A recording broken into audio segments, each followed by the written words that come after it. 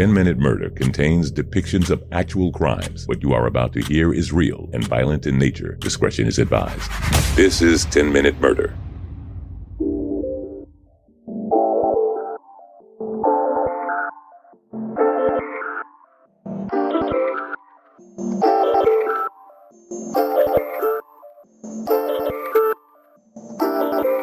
Welcome to 10-Minute Murder, the brief and bingeable true crime podcast. I'm Joe, the host, and thank you for being here. If it's your first time listening, hi, welcome. I hope you'll stick around. Click the subscribe button and you'll get all new episodes as soon as they come out. You won't miss not a single one. And if you hate the podcast, that's cool too. I mean, you're wrong and you make poor decisions, but that's fine. JK, I realize this show is not for everyone, but for people like me, those of us that are so interested in the world of true crime and learning stories about what has happened or what is happening in the world around us, but don't have hours to spend hearing about one case, this podcast is meant to give you the information you need and the information that makes the story interesting and move on to the next one. Occasionally, I'll do a deep dive on certain ones, but not so often that you get tired of it. I hope. Because, spoiler alert, this is a longer episode today. Okay, so the story today was sent in by Casey. I'm pretty sure it's Casey. It could be Cassie. Whichever one is right, let's pretend that I said it that way. She wrote, "When I heard the story of Shannon Gale Christian and Hugh Christopher Newsom, it kept me up at night. I would really suggest telling their story because it had such minimal press on it as well. It's truly heartbreaking. Love your podcast. Casey K. Sent from my iPad." And that's a weird flex at the end there with the iPad, but okay. Thank you, Cassie, and I appreciate you listening and writing to me. Well, I spent quite a bit of time reading about this story, and every once in a while, one sticks with you after you hear it. And this is one of those for me. Earlier this week, I was grocery shopping just casually through Publix, singing along to John Mayer that was playing. Like word for word, really getting into it. The song ended, and I stopped singing, and boom, right there in the cereal aisle, the details of this story just popped into my head. No warning at all. I wasn't even thinking about the podcast, but this is a warning to you. This episode is extra disturbing. It's one that you probably won't soon forget. I will not be able to contain this to just 10 minutes, so I hope you'll stick around through the end. 2 victims in Tennessee were kidnapped in 2007, taken to a rental house where they were raped, tortured, set on fire, and murdered. Aside from local Knoxville news, nobody was talking about it. Speculation is that it's because the victims were 2 young white people and the killers were all black. Major media outlets would not cover the story. I don't know if that's necessarily true, but it's a story that should be heard. Fox and CNN did eventually do a small story on it, but as a whole, it's a crime largely known by just the community that it happened in. What you're going to hear today is a reminder that evil is out there. If you get too comfortable thinking that you're safe or live in a nice area where bad things only happen to bad people, let this story be a reminder to you that these people were tortured and killed for absolutely no reason. This is the murder on Chipman Street.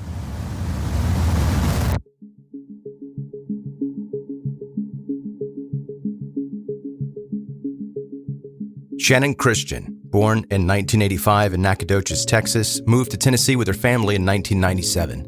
She was a graduate of Farragut High School in 2003 and a senior majoring in sociology at the University of Tennessee in Knoxville. She was 21 years old and planned on graduating in December 2007. Chris Newsom, born in 1983 in Knoxville, a baseball player for the Halls High School Red Devils, and graduated in 2002. He went on to attend Pellissippi State Technical Community College and became a carpenter. He was 23 years old. On Saturday, January 6, 2007, Shannon and Chris planned to go out for dinner together, then on to a party a friend was having. That afternoon, Shannon went to a friend's apartment to get ready. About 8 p.m., her friend went to the party and she stayed behind to wait for Chris to come pick her up. Chris got there and they walked out to the apartment complex parking lot. In the parking lot, a small group of men watched from their car as the couple hugged each other outside the car. They jumped out and carjacked Shannon and Chris. Both were forced at gunpoint into the back seat of Shannon's SUV, and their hands were tied behind their backs and taken to a house on Chipman Street. Both Shannon and Chris were separately raped. According to the testimony of the Knox County medical examiner, who fought back tears while describing injuries sustained by the two, said that Chris was sodomized with an object and raped by at least one of the men. Chris was taken to a set of railroad tracks where he was forced to walk barefoot to the location that he was murdered. Prosecutors believe a mangled dog leash found on a hillside leading up to the railroad tracks was used to force him to walk to his death. When Chris was murdered, his hands were bound behind his back and his feet were bound together. He was blindfolded with a bandana and gagged with a sock. He wore only a shirt, a t-shirt, and underwear. Chris Newsom was shot in his neck and the back. He was still alive, and after a while, they shot him in the back of his head. The fatal shot was fired with the muzzle of the gun against his head, above the right ear, and severed his brainstem. After killing Chris, the assailants set his body on fire. Shannon was held prisoner inside the house by LaMarcus Davidson. It was his house that they were in, and he was renting it. Just the previous year, he was released after serving a 5-year sentence for carjacking and aggravated robbery.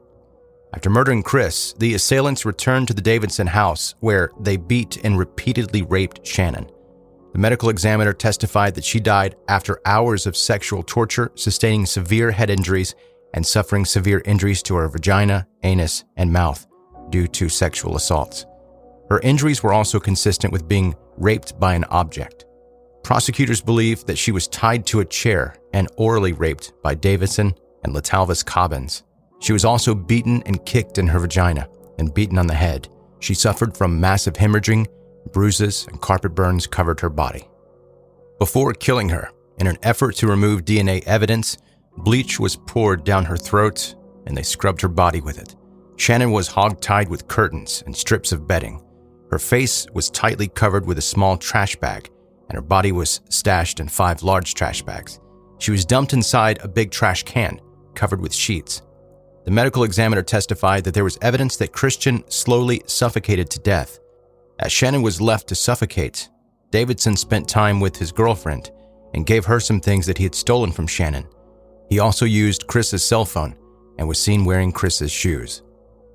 After they didn't show up to the party like they were supposed to, Shannon and Chris's friends began calling and texting them and received no response. Later, around 11 p.m., 2 of Chris's friends went to the apartment from where the couple had been kidnapped and found his truck in the parking lot. They noticed Shannon's SUV was gone. A witness who worked as a driver for Waste Connections around 12:30 a.m. on January 7th noticed that the lights on the Chipman Street house were on and the house seemed to be busy for that time of night. He saw a 4Runner in front of the house and porch lights on. The witness later observed the 4Runner drive slowly by him. The car slowed down for about 20 seconds as if the occupants were checking him out. He saw 4 black men in the car. Another witness who lived 1 block from the Chipman Street heard 3 pops in the direction of the train tracks at about 1:45 a.m. At 12:20 p.m., railroad employees discovered Chris's body. There was semen inside his body, but when they set him on fire, it made the DNA unusable. When Shannon didn't show up for work, friends and family started searching for her. Her family filed a missing persons report, but were told by police they'd have to look for her by themselves. They called her cell phone provider and got the last pinged location, which was the Cherry Street area. They drove there and found Shannon's abandoned 4Runner. This was around 1:30 a.m. that Monday. They noticed the seat was pushed all the way back, and Shannon would have been too short to reach the pedals in that position. There was mud all over the floor of the vehicle, and she had always kept it very clean. Window stickers had been removed, as well as a teddy bear she kept in there was gone. Also, a pack of Newport cigarettes were left behind, not cigarettes that Shannon or Chris smoked. Police were able to get a fingerprint from inside the 4Runner, which led them 2 blocks away from the vehicle, to LaMarcus Davidson, the newly released felon renting the house on Chipman Street. The police went to the house.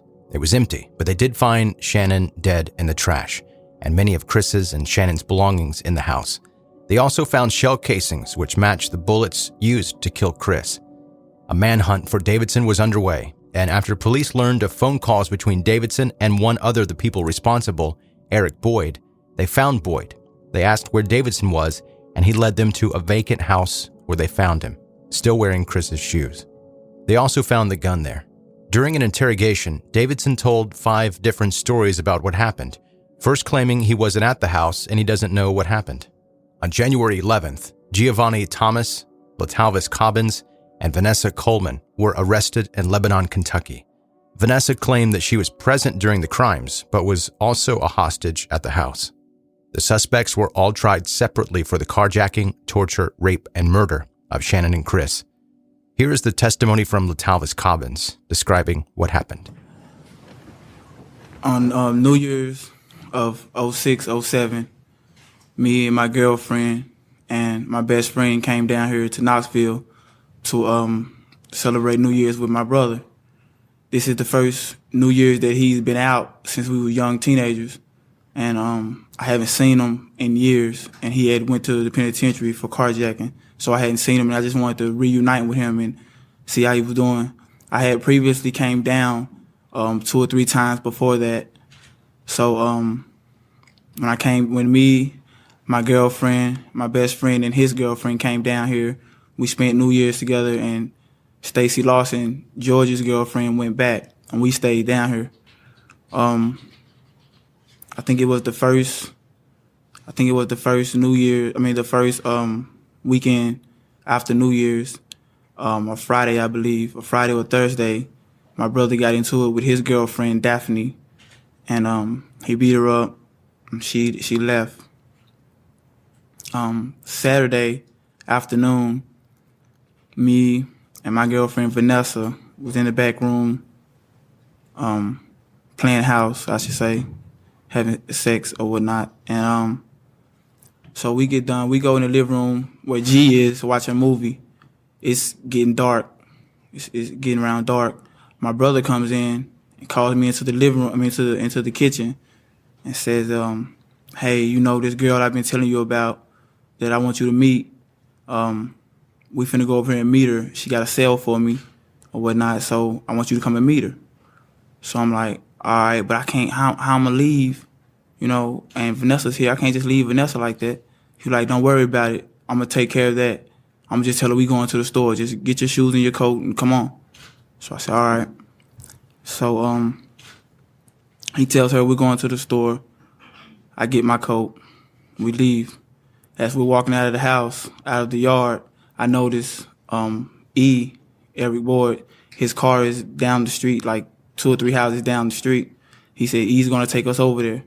So we get in the car. As we get in the car, he and my brother and is telling me about this girl, how cute she is and how she get money. She's a hustler and they want me to meet her. And says he's been knowing the girl for a while because he used to date her cousin. That's how he know the girl. So I'm like, all right. So as E's telling me about the girl, my brother is in the passenger seat and he's rolling up a wet blunt. Well, let me explain what a wet blunt is. It's when someone pours embalming fluid on weed and let it dry and then roll it up in a blunt. So he's rolling up a wet blunt, but I didn't know it was a wet blunt at the time. So I'm just thinking it's a regular blunt. We smoke weed all the time. So he rolls up the blunt, he lights it, takes a few pulls off of it and passes it to me. I'm smoking as they're both telling me about this girl that they want me to meet. So I noticed the blunt tasted kind of funny, but I just thought it was the flavor of the cigar. I didn't think nothing of it. So it's around dark now. It's dark now, and we pull into some apartments. So we're riding around the apartments, and we done rolled around about twice. I'm like, what's going on while y'all riding around the apartments? So he's like, "Man, it's been a while since I've been to her crib. I gotta remember which one is her crib." So next thing I know, we pull back in a parking spot. He's like, that's her apartment right up there. So we pull back. He puts the car in park, but he never turns the car off. He puts it in park. He looks at my brother, and they both jump out of the car. They run right in front of where we just parked to this white SUV. I noticed at the SUV, it was a girl sitting in the driver's side and a guy standing at the driver's side. The door is open, and they're hugging or kissing or something. So my brother and they carjacked these people, and I get out of the car, "Man, what y'all doing? What's going on? What y'all doing?" So they pull out. He said, man, follow us. I said, man, what are y'all doing? I'm finna go back to the house. I don't want nothing to do with it. Y'all tripping, man. Y'all tripping. He was like, man, we finna go back to the house. We going back to the house. Just follow us. You don't know where you going. Just follow us. So I said, man. So I get back in the car, and I'm not knowing what to do, what's going on. So I'm not familiar with Knoxville. So I'm saying, man, all right, I'm gonna follow y'all. We're going back to the house, right? He said, yeah, we're going to the house. Just follow us. So I follow them back to the house. They park. The house is here. The street goes down this way. They park in front of the house. I pass them in the white car and park like 3 houses down across from this girl named Rhonda Dukes, who buys drugs from my brother. I park across the street from her house. I start walking back up towards the house. The white SUV is facing in the area that I'm coming from. So I can tell that it's movement going on inside the truck, but it's dark and they don't have the light on inside the truck. So I don't know what's going on, but I can tell it's some movement going on. So I walk past the truck, go into the yard, run up to the door. Boom, boom, boom, beat on the door. Giovanni, we call him G. Giovanni comes to the door, like, man, you beating like you the police. What's going on? What's up? He looked past me like, oh, that's a nice truck, nice ride. Who ride that is?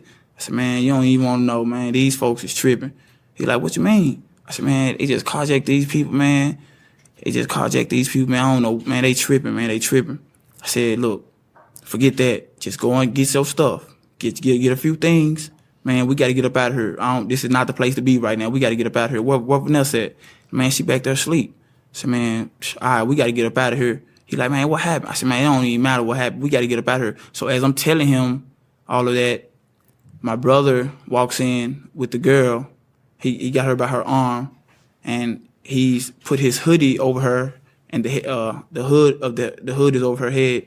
Her eyes are blindfolded with a bandana, and he comes in.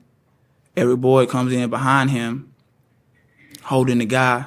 The girl is got a bandana around her eyes and her hands bound in front of her. He comes in with the guy holding his arm. I noticed the guy has a bandana around his eyes, and his hands are tied behind him. So I look at George, look back at them, and I nodded at George like go ahead and start getting your stuff. So my brother looked at me. Then he looks at Eric like, yeah, go ahead and do that. I said, man, y'all tripping, man. What is y'all doing? Y'all tripping. He like, man, whatever. So as E and the guy turns to leave out of the door, I leave out of that whole little scene happening in the little sunroom. So I leave out of there, going through the living room, through the kitchen, back to the back bedroom where me and Vanessa slept. I went back there to wake her up. George is grabbing his things. I wake her up. Man, Vanessa, wake up. Get your stuff, get your clothes on. We gotta leave. We gotta get up out of here. She was like, baby, what's wrong? What's going on? I said, don't worry about that. Just grab some of your stuff. We gotta get up out of here. You know what I'm saying? My brother and them, they tripping. They just done some shit, man. Just get your stuff together. And don't let my brother know what you're doing. We gotta get up out of here. So as I'm telling her this, my brother calls me to the living room. As I come in the living room, I notice the girl. I come through the door of the living room. I notice the girl is sitting here against the wall with the hood is off of her now. I notice the blindfold is pulled down. It's hanging around her neck. The living room was dark. The light was off. The only light in the living room was the TV from the DVD, the blue light shining from the TV. So I couldn't really tell if her hands were still bound, but to me, I think they were. I think her hands were still bound. So I go into the living room. What's up? What's going on, man? What's good? He was like, man, go get me some water out of the kitchen. So I go get the water. I bring it back to him. I said, man, y'all tripping, man. Y'all tripping. He like, man, nah, don't even worry about it. Don't worry. I said, man, y'all, come here. I got to talk to you, man. You tripping. He was like, all right, hold on. So he gives the girl the water. She drinks it. Give him the cup back. He gives me the cup. He said, hold on, just hold on. I go back into the kitchen, put the cup in the sink, just standing there like, man, I don't know what's going on. They tripping.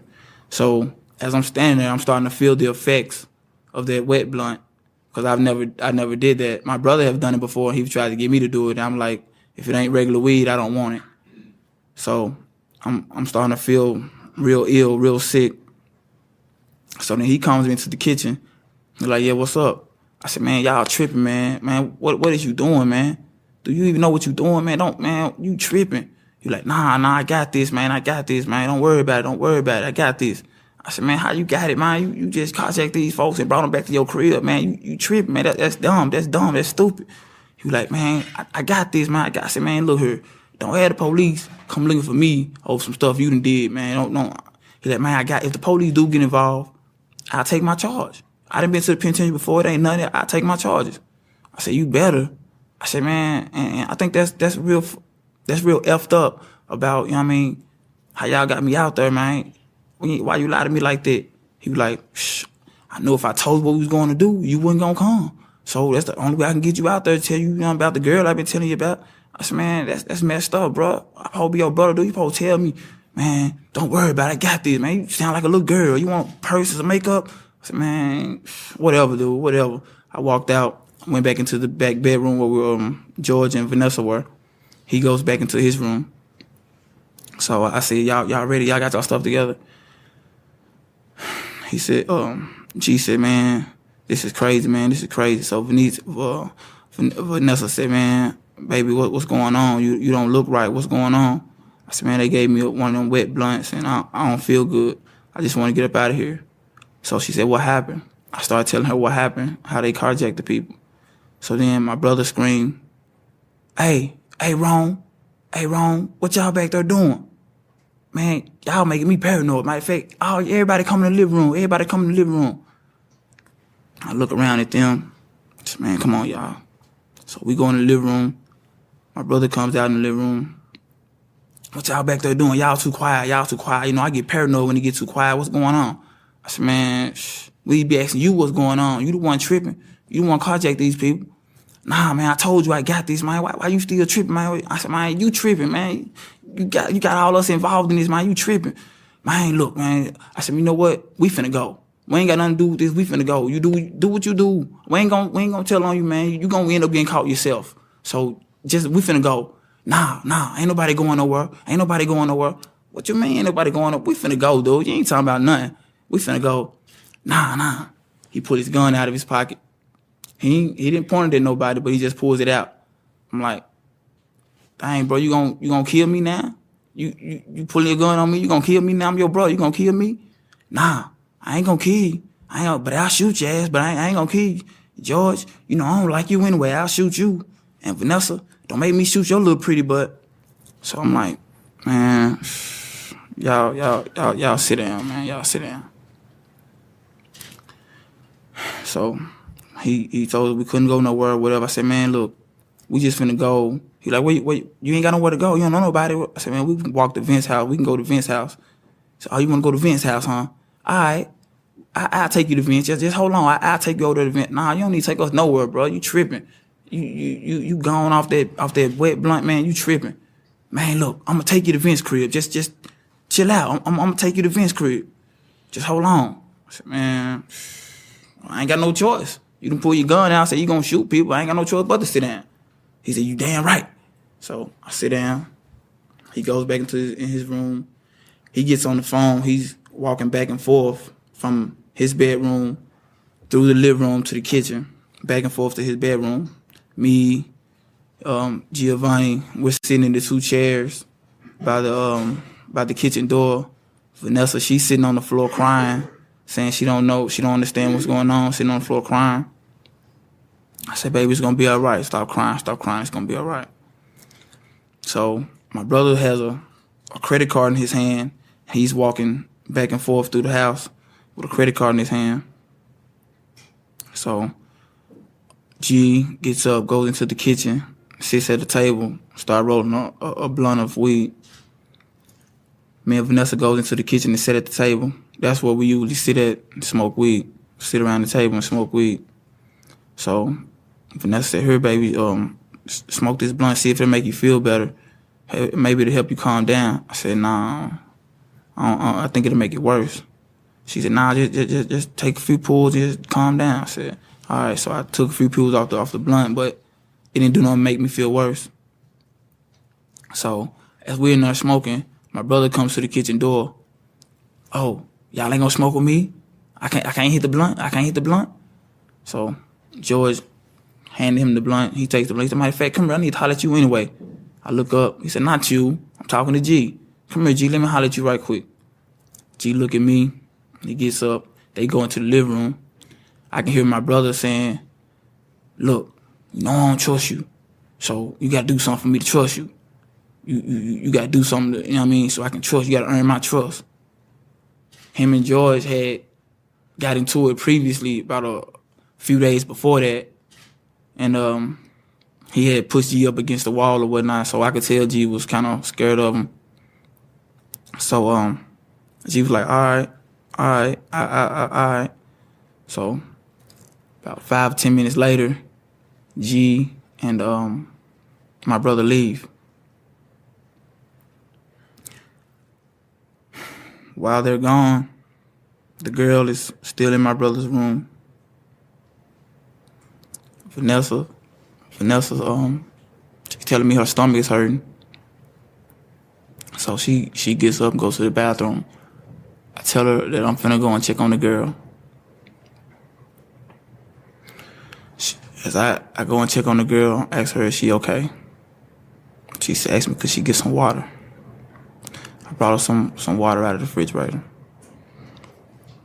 When I went into the room, she's laying on the air mattress with her hands bound over her head. She's laying on her back. Her hands are tied, still tied like this, and tied to a duffel bag full of free weights and books and stuff. Same thing with her feet. Her ankles are tied, and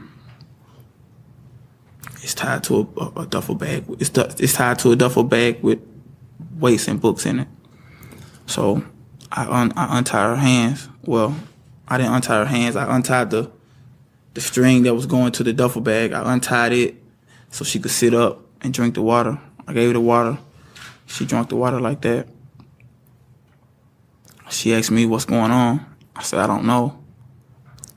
She asked me where her boyfriend is. I said, I don't know. She asked me could she smoke a cigarette. Her cigarettes and her purse was sitting on the bookshelf behind me. I could see a pack of red and white Marlboros on the book stand. I said, I don't see why not. I took a cigarette out, lit it for her, and gave it to her. She asked me, why were we doing this? I told her, it's not me. It's not me. It's not me. I don't have anything to do with this. Matter of fact, we're being held here against our will just like you are. The only difference is that you're tied up and we're not. So she started asking me, would I convince him to let her go? I said, I'll try. She said, just please. She said, please, can you just convince him to let me go? I said, I'll try. And she said, I'll do anything. Just let me go. And she even offered oral sex. So, and I had her give me oral sex. She gave me oral sex.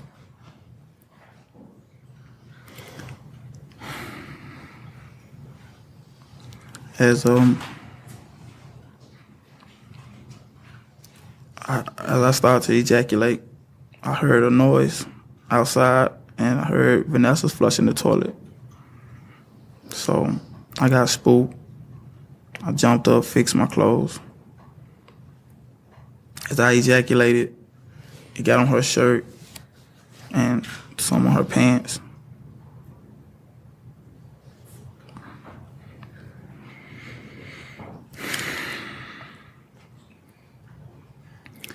I fixed myself. I fixed my clothes.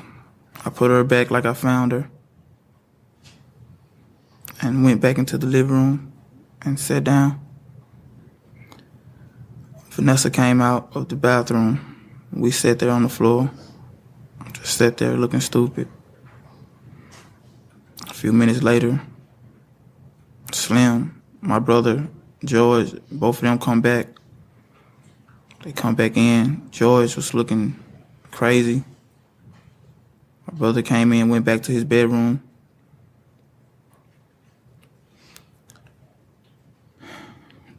George came in, went to the back, then sat back at the kitchen table.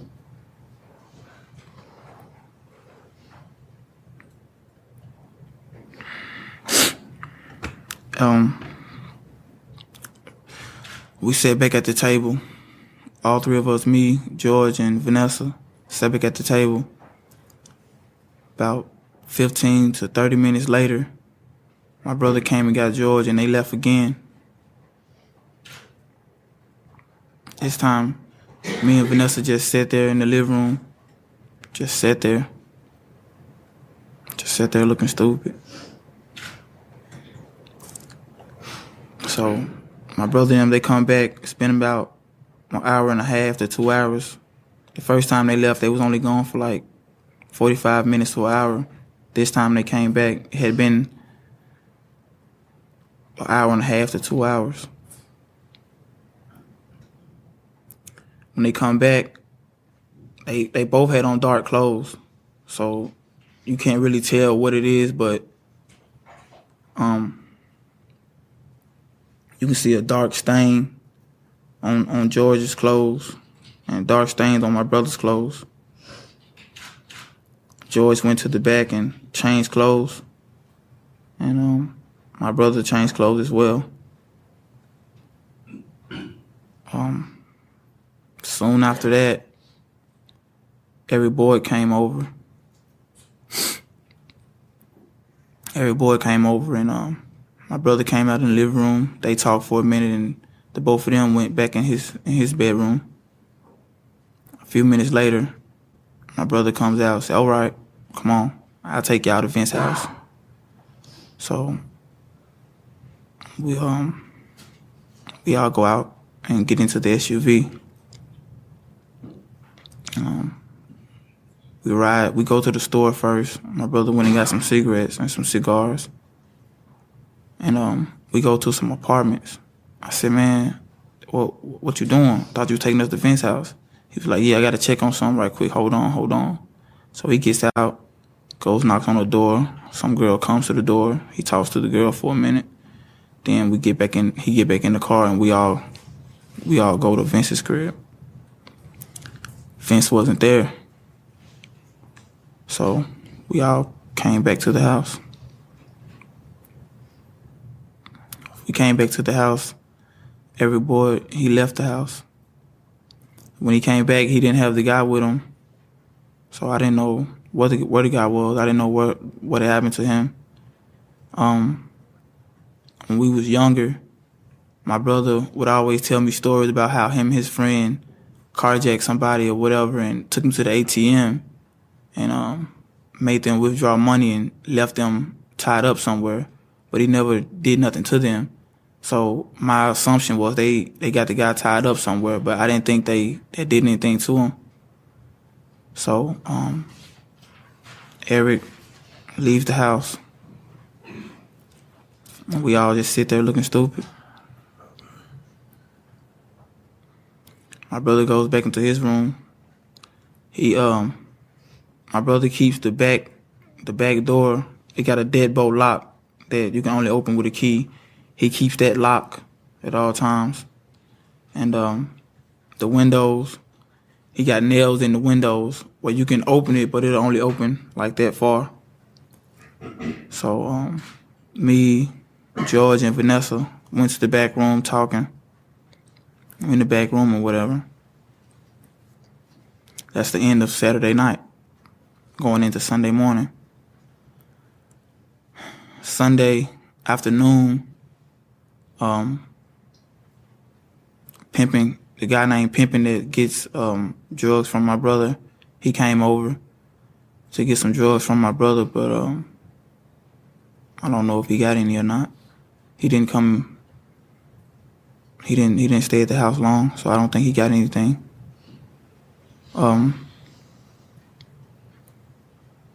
Time goes past. Sunday night, my brother's girlfriend, Daphne, comes over. He's called on the phone and told her to come and get her things. So she comes over. I had forgot that she came over because I didn't really look up at her. I didn't speak to her or nothing like that. So I forgot she even came over. So they get into an argument. She leave.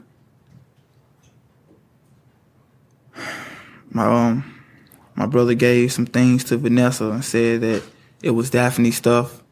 That since she didn't want it, if Vanessa wanted it, she could have it, or he was just gonna throw it away. Which, come to find out, it wasn't Daphne's. It was Miss Christian's.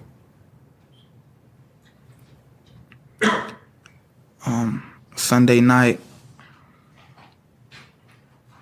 he brings the girl out of his room, and I noticed that she didn't have any clothes on from the waist down.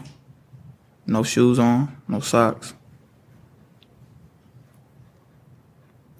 He takes her into the kitchen.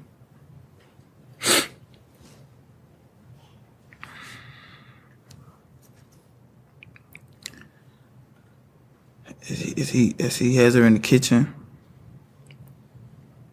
me and Vanessa and George, he make all of us come in the kitchen in the back utility room, make us stand there for a minute. So as we're all standing there, he puts his arm around the girl's neck, tries to kill her, tries to choke her. He lets her go and she falls.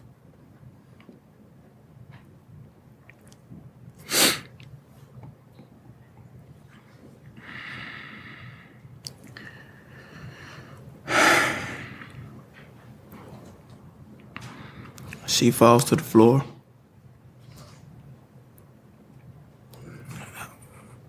We're all thinking that he didn't kill that girl. I said, man, what are you doing, man? You tripping. So at this point, it wasn't even no talking to him. He was just like a madman. He was just crazy.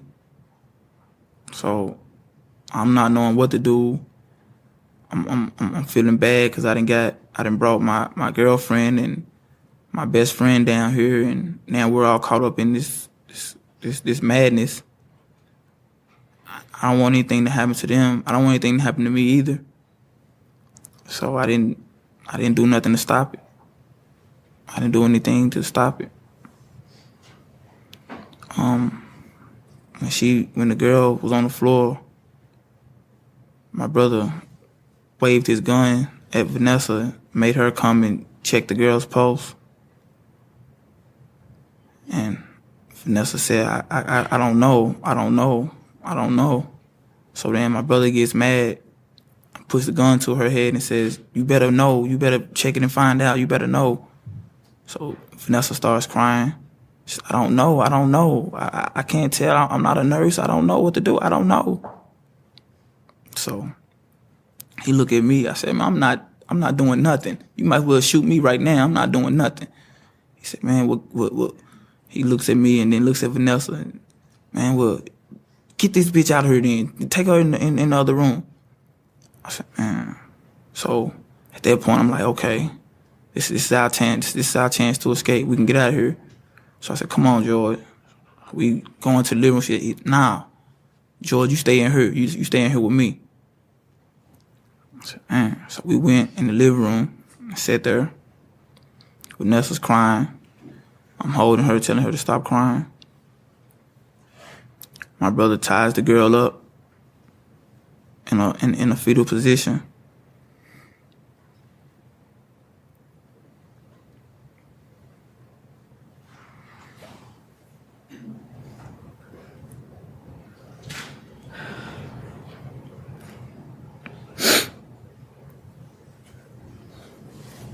So he ties the girl up.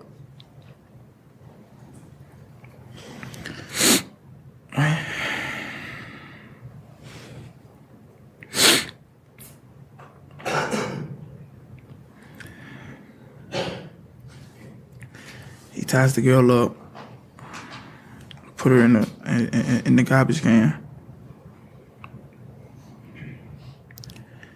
Made all of us go in the back room. He got back on the phone. So that was early Monday morning. So it was Sunday night, Monday morning, the mid hours. He as it started to get daylight, I say around,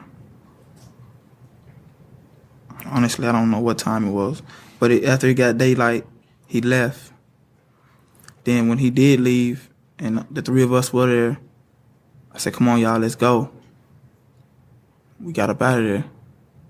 We walked all the way to Vince's house. It took a few hours, but we walked down there to Vince's house. I told Vince what happened. I said, man, my brother's tripping. Man, he didn't carjack and kill some people, man. He's really tripping. I don't know what to do. I'm scared. I don't know what to do. He said, well, did you have a part in it? Me being scared, not. I said, man, I ain't had nothing to do with it. He said, you had nothing to do with it? I said, nah. He didn't rape that girl, and I think they didn't kill dude. I don't know. He said, man, you didn't have nothing to do with nothing. You didn't have nothing to do with nothing. I said, nah, man, I ain't had nothing to do with nothing. And I admit I lied. I lied because that girl, I did have the girl give me oral sex. And so he said, man, all right, I'm going to get y'all out of here. So we went and stayed at a girl that used to buy crack from him. We stayed at her house. And then the next day, he got us a ride back to Kentucky. We got back to Kentucky.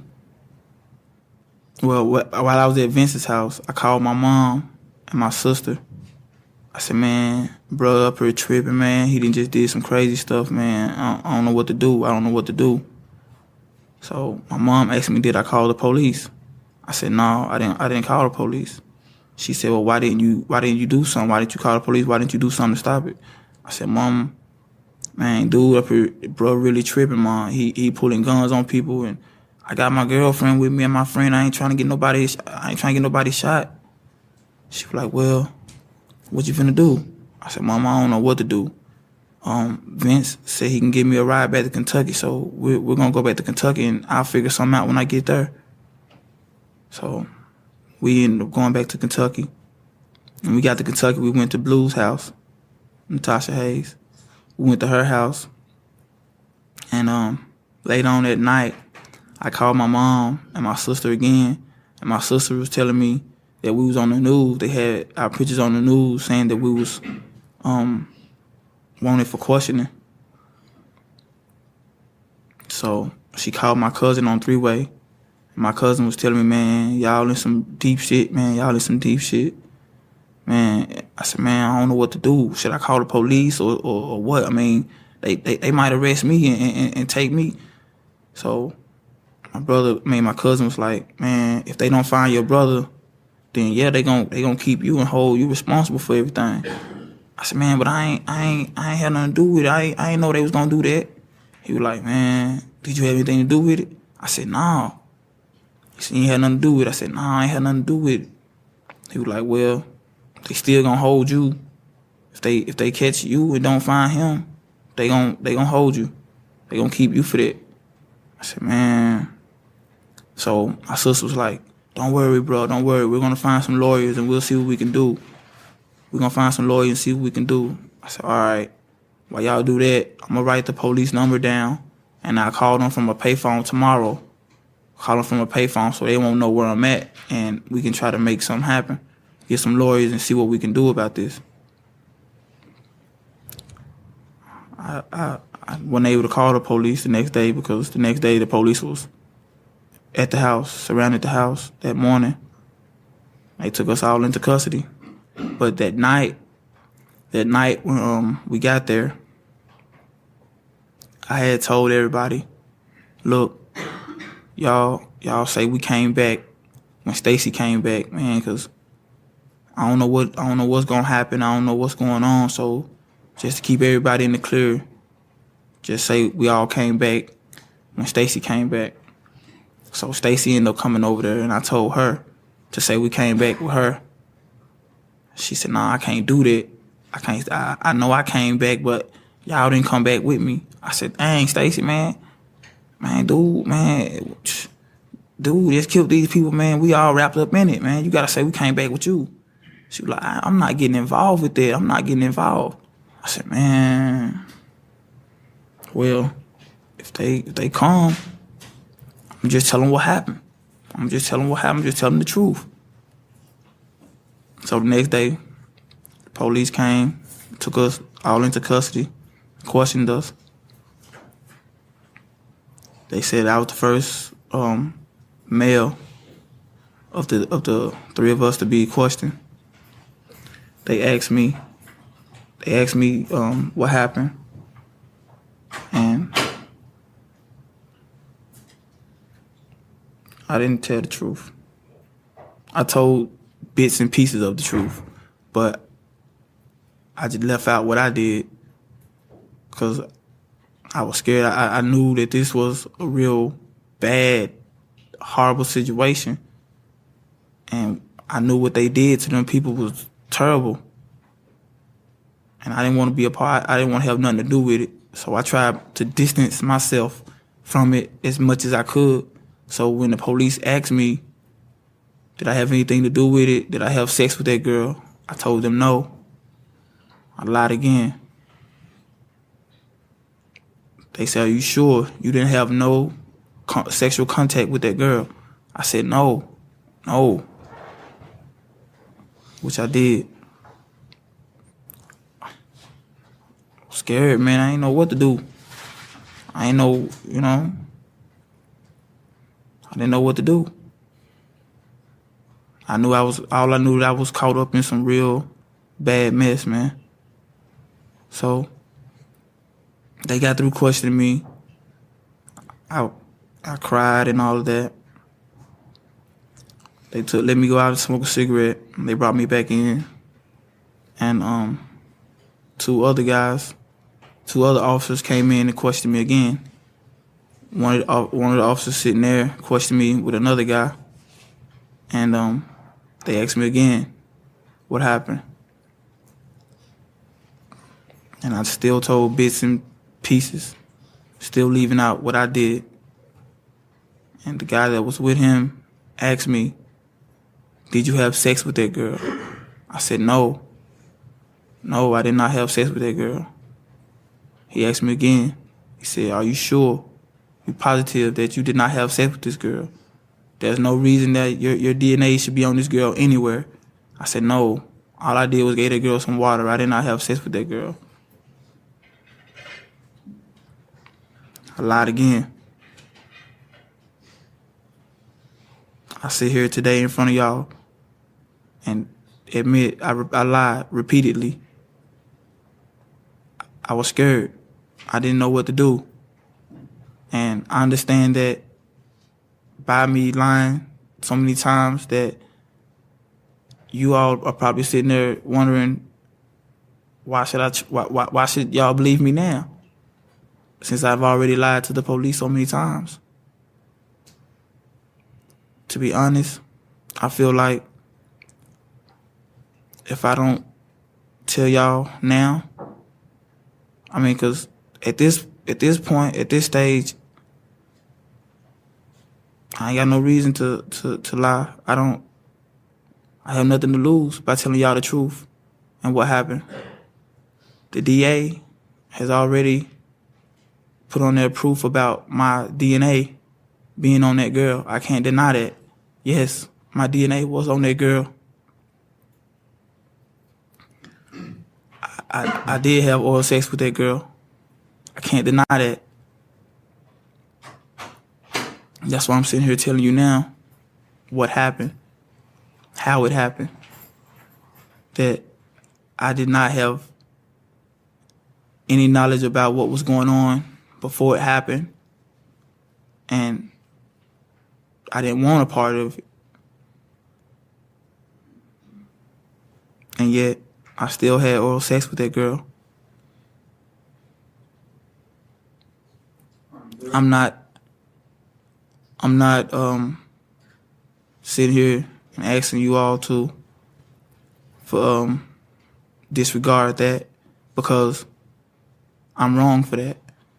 And I deserve to be punished for what I did, which I have pled guilty to, and I've manned up and pled guilty to that. And I want to take this time to I know that I was wrong for that, and that's why I wanted to take this time to sit up here and let y'all know what happened.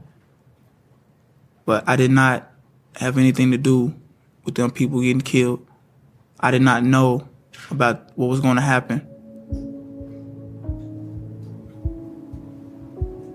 And I'm sorry. To the families, I'm sorry. I'm so sorry.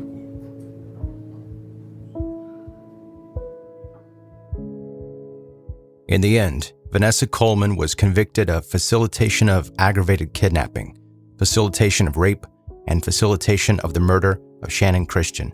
She was sentenced to 35 years. Eric Boyd was found guilty in federal court of being an accessory to a fatal carjacking and failing to report the location of a known fugitive. Boyd was the first to go to trial, the only suspect not charged with murder. He was sentenced to the maximum of 18 years in federal prison. Latalvis Cobbins was found guilty of the murders of Shannon Christian and Christopher Newsom. Cobbins faced the possibility of the death penalty because he was convicted of first-degree felony murder in the case of Christian. He was found guilty of facilitating the murder of Newsom, but he was acquitted of Newsom's rape. Cobbins, who you heard giving testimony in court, was sentenced to life without parole. Giovanni Thomas was found guilty on all 38 counts he was charged with. He was given 2 life sentences to be served consecutively for the murders and 25 years for the rapes. On October 28, 2009, Lamarcus Davidson was found guilty. The jurors unanimously found Davidson should receive the death penalty on the 4 capital charges, 2 first-degree felony murder charges, and the 2 premeditated first-degree murders. In June 2010, Davidson was sentenced to 80 years for other charges related to the murders. During sentencing, Judge Baumgartner said the crime was, quote, one of the most incredibly outrageous, cruel, and inhumane cases this court has ever seen. He also said, how people can engage in this type of conduct is just unexplainable, and there is no sentence great enough to punish you for the conduct you have been convicted of.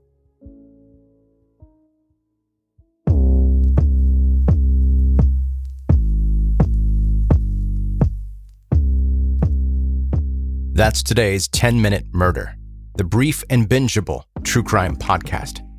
Obviously, a little longer than 10 minutes today, but thanks for listening today, and thank you again to Casey for sending that story suggestion to me. If you have one, you can email it to 10minutemurder@gmail.com. Be sure to subscribe to this podcast wherever you are listening right now, and you'll never miss another episode. And if you have friends that are into true crime stories, tell them about 10-Minute Murder. Thanks for listening. Have a good night.